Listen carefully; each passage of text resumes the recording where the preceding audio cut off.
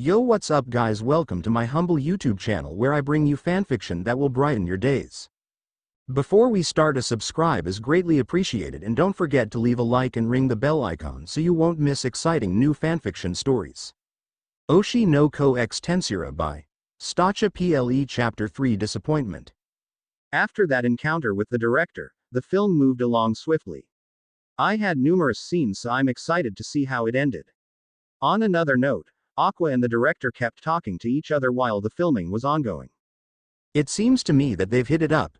If you wonder where I was during the filming, never mind. I'd rather forget the sheer headache from being passed all over the room to get squeezed to death. I'm not some toy you guys can mess with. Anyway, what's done is done. As long as it was harmless enough, I'd let it go. It's time to see Ai's part in the show, and that's what matters. The show is starting. I can't wait to watch you in the show, Mama. Ruby was incredibly enthusiastic as always. That's my sister for you. Quiet down, it's starting. Okay, what? Perhaps I didn't get enough sleep. I barely saw Ai in any clips. Are you kidding me? Does this show want to get obliterated? I feel like I could do that, with the flick of my finger too. In a fit of outrage, both Aqua and Ruby threw out their words of rage. I wanted to do so too, but I had to be mature and calm about this. Let's wait for the opportune moment to ruin some higher-up's career. Many would say that Rimuru was the scariest one of the three triplets. I wonder if my acting was bad. No, it wasn't. Ruby turned to look at me. I immediately got what she meant with her gaze. Well said, Ruby. Leave the rest to me, Mama. It would appear that your beauty and extreme talent in acting made them fear that the actual heroine would be overshadowed. I knew my way with words, so I tried to jumble up anything that seemed to make sense. Ai's happiness comes first. In the corner of my eye, Aqua headed out somewhere with a phone. Rimuru. Ai looked a little happy at my words. Don't you worry, I'm not done yet, Mama. Don't let this get you down. This is just a learning opportunity. Now they know not to put you in a role like this. There's too much talent wasted. I didn't forget to brighten up my face like a good child would do. Didn't Aqua and Ruby mention I could mimic Ai's face? Let's do that. The best motivator is yourself, so if I mimic her smile, it'd be like she was looking at a mirror. Go, Mama. Don't let this get you down. I knew my children were something special, but I chose not to look too deeply into it. But right now, Mama, don't let this get you down. This is just a learning opportunity. Now they know not to put you in a role like this. There's too much talent wasted. My brightest star is giving me a cheer-up speech. Ruby was behind her, also counting on Rimuru to cheer me up. If this isn't happiness, then what is? My darling stars cheering me up with all their might is the biggest gift I could have ever received. I indeed felt disappointed after watching my only scene being so short, despite the many recordings I did. But, go Mama. Don't let this get you down, with a smile like my own, a charm that attracts even me, and the determination to cheer me up. Geez. You two are gonna make me cry. I hugged both of them tight, trying not to let them see my face. They didn't resist and just hugged me back instead. What adorable kids I have. Later on, Aqua managed to land me a film offer, and what's more, with a big role. My kids are the best in the world. A few days after that, Aqua suddenly wanted to tell me something important. I have a feeling it's either gonna be really bad, or really good. The odds are 80-20 in favor of the former option. So, what did you have to tell me about that you'd bring us to this random location in the middle of nowhere? It's weird. Even Miyako-san didn't tell me what Aqua was up to. Even Ai and Ruby had joined us here. Is this a family outing? Well, just wait a bit until we arrive at the location. Arrive where exactly? A picnic spot. Boy, if I don't see soccer or trees, I'm not going for a picnic. This is so suspicious. He's been avoiding my questions ever since he told me about this trip. Are you sweating? Why are you sweating? Well, you might turn me into a corpse later. Huh. Before I could reply to Aqua's weird statement, a familiar face greeted us. Welcome to the set, you precocious babies. I see you held up your end of the deal, Aqua. I turned my face towards Aqua. You, as I was about to erase Aqua from land, Miyako-san held me back by holding my collar. Now, your brother did this for a reason. And that reason is? It seemed like Aqua was waiting for that line. He turned around and faced me and proudly declared, it's for Ai-san. In turn for giving I a big role in this film, he requested we also do a little bit of acting. Wouldn't you say that that's a fair trade, Rimuru? I see you're desperately trying to avoid your death sentence. I was convinced the moment he said that it was for I.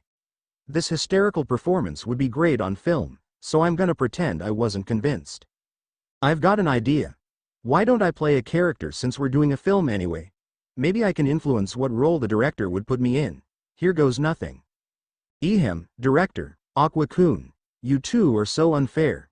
Hiding all this from me was so mean. I would be the easiest for me to play since I've been up close with her seeing as I'm her family. I might be using I as an example way too many times, but I can't help it. After all. This is gonna be so fun. She has the brightest glow I've seen in all my life. Aqua, the director, Miyako, and everyone who had seen this sudden transformation was speechless. Aqua himself thought this. I was right. Rimuru is absolutely brilliant. The world needs to see her more. With the director having far more of a reaction, he felt a chill go down his spine the moment Rimuru talked like I.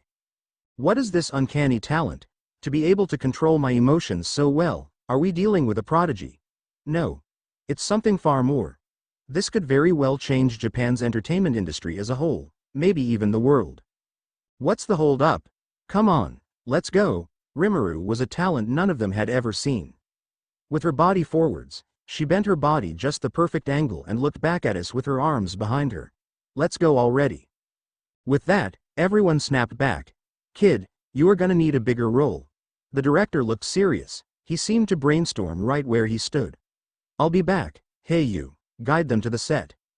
It was at this moment that the director realized the power and potential Rimuru had over the entire entertainment industry.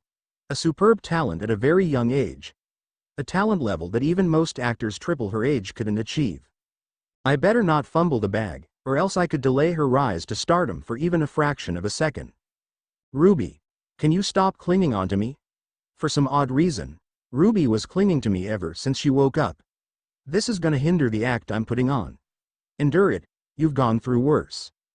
No, I feel like I'm with Mama when I'm with you today, so no. Aqua chimed in, it's best if you let her do this. I bet she'll cry and scream, Mama, Mama, if you weren't here right now. I turned to look at Ruby, but it looked like she didn't care. Then that's fine, I don't want Ruby sad as well. Ehehe. Why are you so adorable, Rimuru? Me? No, you are. No, you're the adorable one, Ruby. I poke her cheeks while saying that. This is kinda fun. I never imagined hanging out with just us three in this place would be any fun, but I stand corrected. Slam. If you're here to play games, then go home. Someone suddenly spoke up. It was another child the same age as us. Kana Arima. I'm an actress in the film. This red-haired girl kinda looked familiar. I wonder why. Ruby squinted her eyes at Arima and thought, I thought she looked familiar. Isn't she the genius child actor who can lick baking soda like that? No. The genius child actor who can cry in 10 seconds flat. So that was her. Everybody says the way I cry in dramas is amazing, because it is amazing. Her attitude screamed pompous, arrogant kid. This kid is pretty amusing. I feel like I'll also be good friends with her. Well, nice to meet you. I stood up and tried to offer a handshake to her. Of course, I was still in I mode. However, I don't think it'll have much effect if she doesn't know I that well. Nice to meet you too, is what I would like to say. But, I've heard about you guys. You two and that idol weren't even part of the script reading. Even Mama said the director forced it through. That's simply not acceptable. See. Let's just try being friendly. I watched the drama the director shot recently, and that idol hardly had any screen time at all. I bet her acting was so horrible they were forced to cut her parts. Seems the one thing she's good at is buttering people up. Oh, just so you know, before you leave there's something I want to tell you. What do you think my role in this film is? Arima looked back at us pompously and shrugged her shoulders, probably something like mine, or lower. Had Kana Arima looked back as she left at this moment, she could have spared herself the embarrassment she'll receive in the near future.